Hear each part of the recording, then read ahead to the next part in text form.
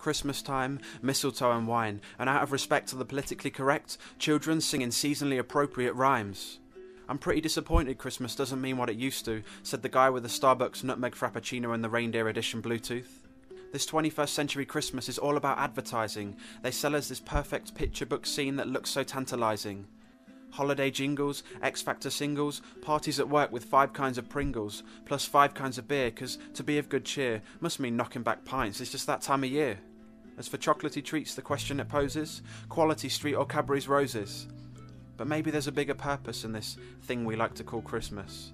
And if we never get beneath the surface, is there a chance that we've missed it? Christmas Day is a family occasion, add presents and food, it's the perfect equation. And when giving gifts to loved ones, it's the thought that counts, I've been told. As long as you think of an iPod or some jewellery that's sparkly or gold. And deep down I know that you're all I want for Christmas, but what about the 27 things that are saved on my Amazon wish list? And on the Christmas dinner table there's enough food to feed a small army, and this is the one day a year I try to excuse myself from feeling balmy, for totally stuffing my face, when across the whole human race, most families don't have enough food to fill up one of our plates. And don't get me wrong, I love Christmas time, but some of the things we do have little reason or rhyme. After dinner it's over to the sofa to sit in front of the box. The Queen's speech, a box of chocolates each, then flicking between BBC and ITV to watch films we've already got on DVD. I still love my family Christmases, even the bits that are cheesy. It's just, I try to spare a thought for those who don't have it so easy. For some it's the pain of dealing with the boss for a couple days off to spend with the family. For others, it's the pain of dealing with loss, of those no longer here with the family. Throw in family breakup, economic shake-up, and it's no wonder there are those not too excited to wake up on Christmas morning, because there's a sense of mourning. And they've got no magical Christmas wish, they feel like looking to the sky and shaking their fists, screaming, there's got to be more to life than this, there's got to be a reason this all exists. Society is in far from a stable condition, and it makes me think back to the stable conditions of the first ever nativity, and whether it matters for you and me. See, just because Jesus wasn't born on December 25th, doesn't mean you can simply dismiss it all as a myth. These are historical accounts with historical amounts. They claim to be actual, they claim to be factual, albeit pretty unusual with a dose of the supernatural. And maybe it's tough to connect to something from so long ago, without the tinsel, without the reindeer, without the Santa, without the snow. Once in royal David's city stood a lowly cattle shed, where a mother laid her baby in a manger for his bed. And that's what the old carol says, but what if this all happened today? If this was royal London, hometown of King David Beckham, Jesus could have been born in a homeless shelter in Peckham, to a teenage mum and an earnest dad who was getting slated behind his back because people thought he'd been had. And this kind of conception story would get laughed off of Jeremy Kyle, and any respectable member of society wouldn't be found within a mile of this scene. It just doesn't feel clean.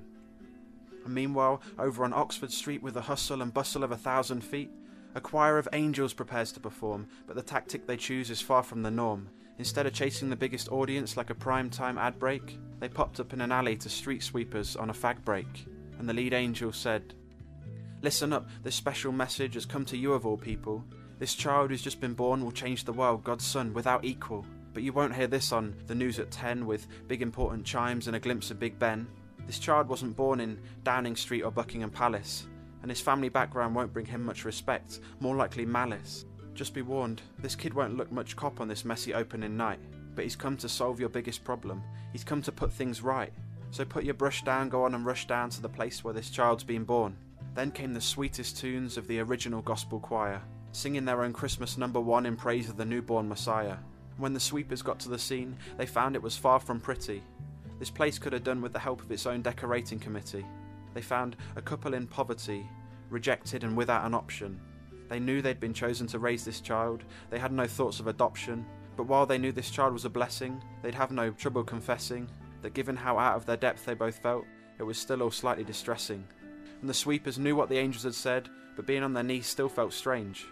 If their mates had seen them in front of this baby, they'd have thought they were pretty deranged. And then the sweepers shared a gift from the little they had, shared kind words with the parents, then went away glad. And this is where our messy night ends, not quite as pretty as we sometimes pretend.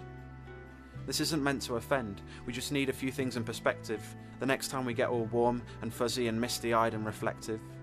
It's not about keeping tradition alive or clocking up carol services by the hourful. There's only one thing in this whole messy scene that's truly breathtaking and powerful. That the baby, laid out in this crude wooden box, became the saviour laid out on a crude wooden cross. God stretched out offering life, if only you'd come and receive. Maybe it seems too good to be true, seems too good to believe. But what if this is all true? What if it's open to you? And what if it lasts for real, even when Christmas time is through?